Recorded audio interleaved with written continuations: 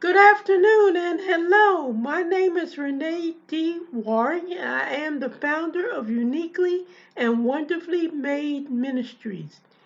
The title of my presentation today is Complicated Grief. In my last presentation on the second Friday of this month, it was on depression. Complicated grief is different from depression in that the root cause of complicated grief is death of a loved one. The root cause of depression is a chemical imbalance of the brain. Grief can be complicated by depression, however, grief is caused by the death of a loved one. Complicated grief is grief that is complicated by adjustment disorders, especially depression and anxious mood or disturbed emotions and behaviors, major depression, substance abuse, and post-traumatic stress disorder are complicated grief. It's identified by symptoms which last for an extended period of time. Females, both young and old, are at greater risk of developing complicated grief if a loved one dies unexpectedly or violently as a result of being in a car accident, as a result of being murdered, or as a result of committing suicide. The death of a child can also cause a person to develop complicated grief. Another name for complicated grief is complicated bereavement. The condition affects the brain by causing neurological changes in it. These changes adversely affect the emotional regulation, memory, the ability to do multitasking, the ability to organize thoughts, and the ability to learn. When one grieves, a flood of neurochemicals and hormones dance around in their brains. Not only does complicated grief adversely affect the brain, but it also adversely affects the rest of one's body. It leaves the body depleted of immunity, white blood cells, which therefore leaves the person vulnerable to infection. The heartbreak of grief causes three conditions: the rising of blood pressure, the risk of developing blood clots, the alteration of the heart muscle, which is a form of heart disease that leads to the symptoms of a heart attack.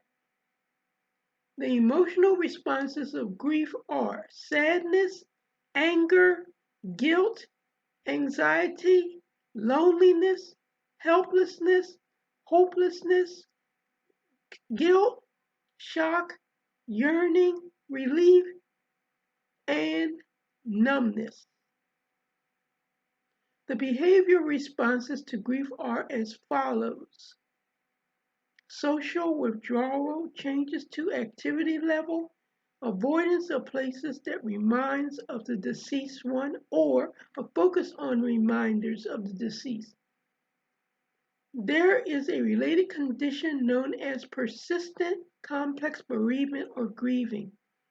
People who have this condition experience extreme yearning for the deceased one over a prolonged period of time. Grief grief is not an illness, but it is a normal response to death of a loved one. What those who are grieving need most are compassion and empathy. There is a difference between grieving and mourning. Grieving is the constellation of eternal internal thoughts and feelings. However, mourning is an outward showing of grieving. In biblical times, people tore their clothes when someone died. That was mourning. There are 5 stages of grief: 1, denial; 2, anger; 3, bargaining; 4, depression; and 5, acceptance. The progression of these stages that people go through are not usually linear. It can be cyclical, steps can be skipped, and there can be regression. The length of grieving varies from person to person. There are certain recommended ways to comfort a grieving person. Sit with the person in silence while you look into their eyes and squeeze their hand. Give them reassuring hug, offer your support, and ask what you can do for them. Thus ends my presentation for today. Thank you for subscribing and thus becoming a part of my community. All are welcome, so invite someone to join us by telling them to visit my social media sites and to fill out the registration form. The following are my social media sites. LinkedIn under Renee D. Waring. The following are my 3 Facebook accounts. Waring Communications, LLC, Renee Waring, and third, The Warrior Waring. Lastly, on Twitter under Renee Waring. My next video will air on the second Friday of next month. Thank you once again for being a part of my community. I am the founder of Uniquely and Wonderfully Made Ministries. My name is Renee D. Waring, and I am the Warrior Waring.